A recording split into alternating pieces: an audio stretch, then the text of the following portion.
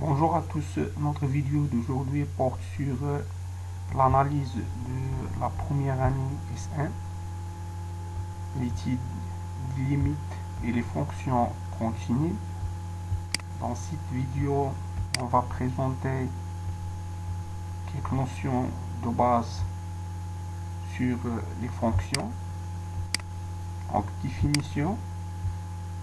Une fonction d'une variable réelle à valeur réelle est une application f de u vers r où u est un parti de r. En général, u est un intervalle ou union d'intervalles. On appelle u le domaine de définition de la fonction f, c'est-à-dire du df, domaine de définition. Le graphe d'une fonction f de u vers r est la partie c de f de r carré définie par CLF égale l'ensemble du couple x f de x tel que x appartient à u, domaine de définition. Donc, présentation graphique de f. Donc, le point du coordonnée x f de x ici dans le plan xy.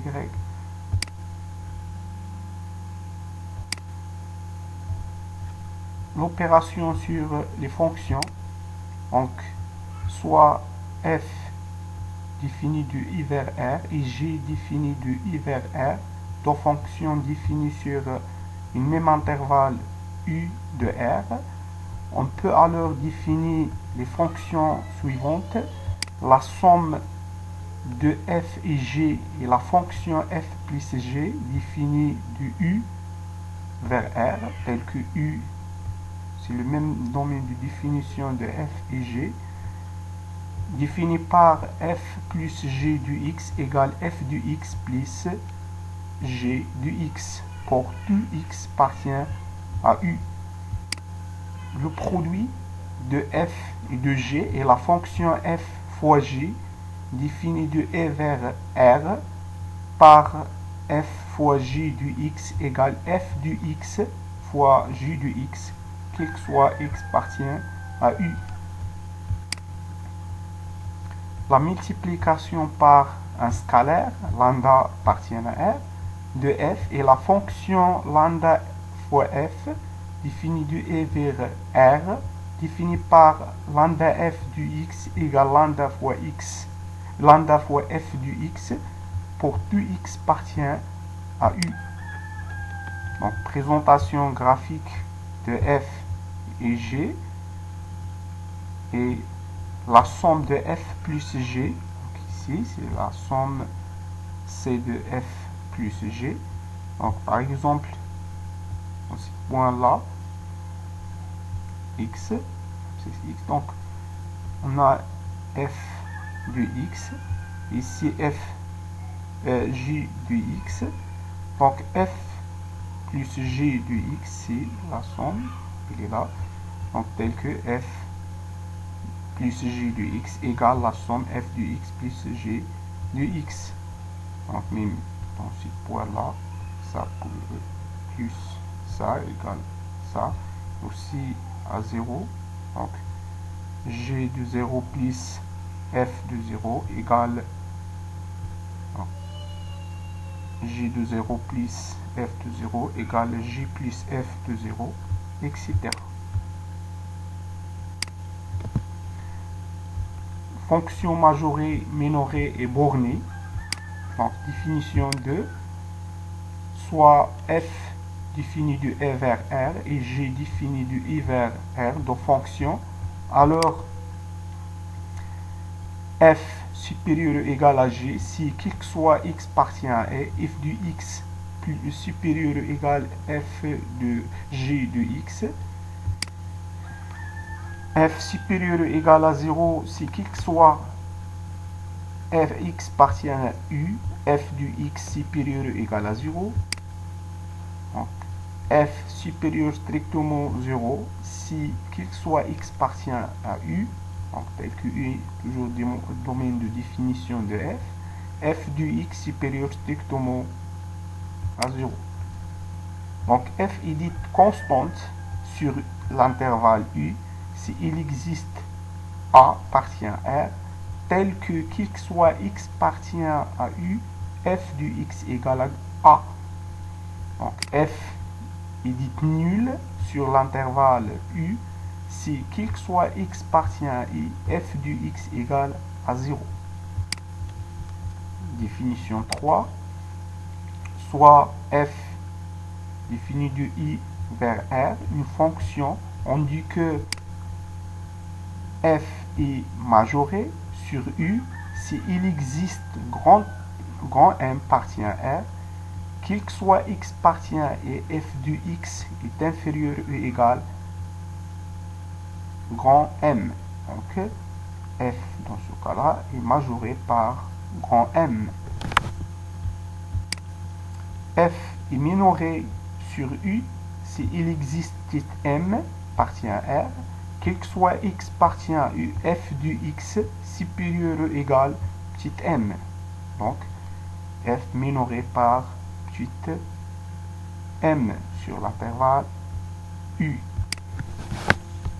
F est borné sur l'intervalle u si f est à la fois majoré et minoré sur u, c'est-à-dire il existe grand M appartient à grand R, quel que soit x appartient à u, la valeur absolue de f du x est inférieure ou égale xm, c'est-à-dire f supérieur ou égal moins grand M est inférieur ou égal grand M, c'est-à-dire majoré par grand M et minoré par moins grand M.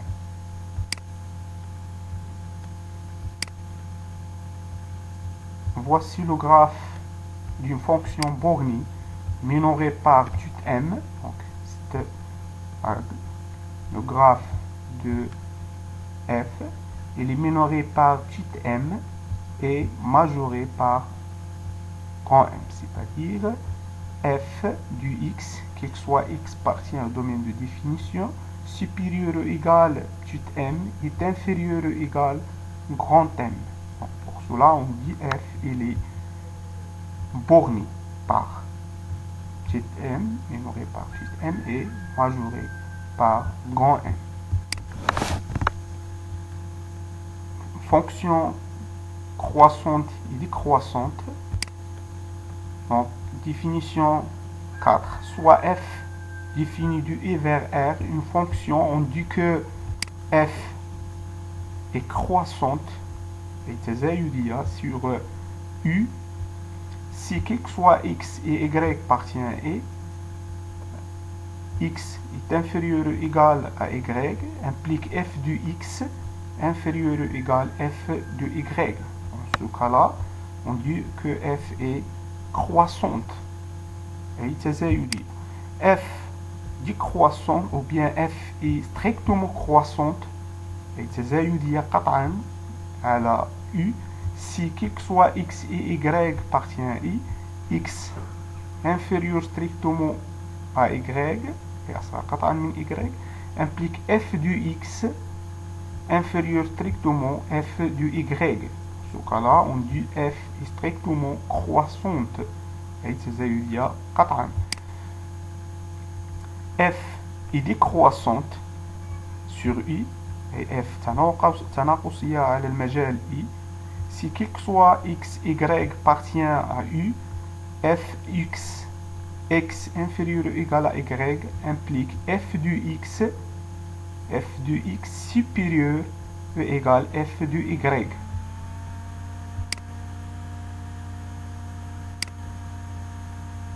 F est strictement décroissante et f à la u et f تناقصية قطعا على i إذا كان si x, y appartient à i, x est inférieur strictement y implique f du x supérieur strictement à f du y. تغيير اتجاه متفاوتة. نقول أنها تناقصية قطعا. f est monotone et رتيبة respectivement strictement monotone et رتيبة قطعا على u sur u si f est croissante ou décroissante, ou respectivement strictement croissante ou strictement décroissante sur u. Un exemple de fonction croissante et même strictement croissante. Et ici, donc, présentation graphique de f. Donc, on a x est inférieur strictement à y, et aussi f du x implique f du x est inférieur strictement à f de y, ce qui implique que f est strictement croissante. Et Notre exemple, la fonction racine carrée définie de l'intervalle r plus vers r est strictement croissante, car qu'il soit x, y appartient à r plus et x supérieur à y, la racine du x supérieure à la racine du y, c'est-à-dire que f est croissante, est strictement croissante sur l'intervalle 0 plus l'infini. D'autres exemples, les fonctions exponentielles, donc définies de r vers r, et aussi logarithme népérien, donc défini de l'intervalle 0 ouvert vers 0 plus l'infini, intervalle ouvert, au 0, vers r, sont strictement croissantes. La fonction valeur absolue définie de r vers r, donc x, f du x égale la valeur absolue du x, ni croissante, ni décroissante, car cette fonction sur l'intervalle 0 plus 0 r plus c'est x, et sur r moins c'est moins x. Donc sur r il est croissance et décroissante, donc pour cela on dit f ni croissante ni décroissante sur domaine de définition f. Donc d'autres exemples, par contre, la fonction valeur absolue définie sur r plus est strictement croissante, c'est-à-dire qu'il soit x appartient à r plus et y appartient à r plus, si x supérieur à y, la valeur absolue de x supérieure à la valeur absolue de y, ce qui implique que cette fonction est strictement croissante. Donc, en 5, la parité et la périodicité de la fonction, définition, soit eu un intervalle de r symétrique par rapport à 0, c'est-à-dire l'intervalle de la forme moins a l'intervalle ouvert, ou bien l'intervalle fermé moins a. Donc 0, c'est au milieu, bien symétrie par rapport au 0, même pour r. Donc moins l'infini plus l'infini, le centre c'est 0. Soit f défini de i vers r, une fonction définie sur cet intervalle. On dit que f est pair, زوجية إذا كان qu'il soit x appartient à f de moins x égale f de x. Donc dans ce cas-là, on dit f est pure, زوجية. F est impair si quel que soit x appartient à et dans une définition de f, moins x égale moins f de x. Dans ce cas-là, on dit que f est impair.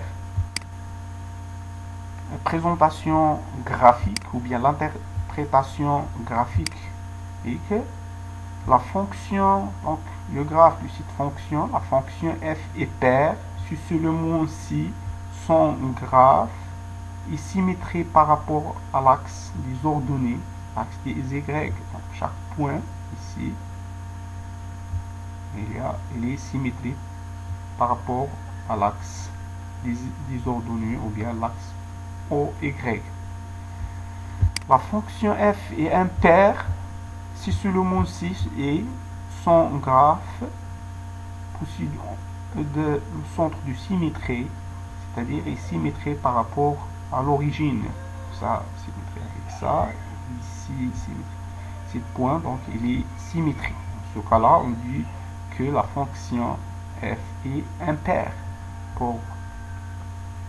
Si on a l'axe de symétrie OY, l'axe des ordonnées, la fonction est paire. Exemple, la fonction définie sur R par x vers x carré, x puissance n, avec n appartient à n, est paire, c'est-à-dire quel que soit x appartient à R, f du x, f du moins x égale f du x, la fonction paire. Et la fonction définie sur R par f du x égale x puissance 2n plus 1, la fonction impaire, puisque f de moins x égale moins f du x. Donc, pour n égale à 1, donc, on trouve première fonction c'est x carré, l'autre x puissance 3, l'un paire et l'autre impaire. Donc, présentation graphique de deux fonctions. Donc, fonction paire, x carré, possède l'axe de symétrie EY, et pour n égale à 1, x puissance 3 est impaire. Donc, cette présentation de x puissance 3 possède un centre de symétrie, c'est l'origine O, le repère, donc possède un centre de symétrie, et c'est l'origine O de coordonnées 0, 0. La fonction cosinus définie de R vers R est une fonction paire, puisque cos de moins x égale cos du x, qui soit x appartient à R, et aussi la fonction sinus est impaire, puisque sinus de moins x égale moins sinus de x. Définition, soit f définie de R vers R, une fonction était un nombre réel tel que R était positif supérieur strictement à 0. La fonction f est dite périodique et دورية, de période t, si quel que soit x appartient à R, f du x plus t égale f du x. Dans ce cas-là, on dit que f est périodique de période ici t. Donc, présentation graphique, donc par exemple ici, on peut remarquer f du x est là, et f du x plus t, et ici, c'est f du x égale f du x plus t.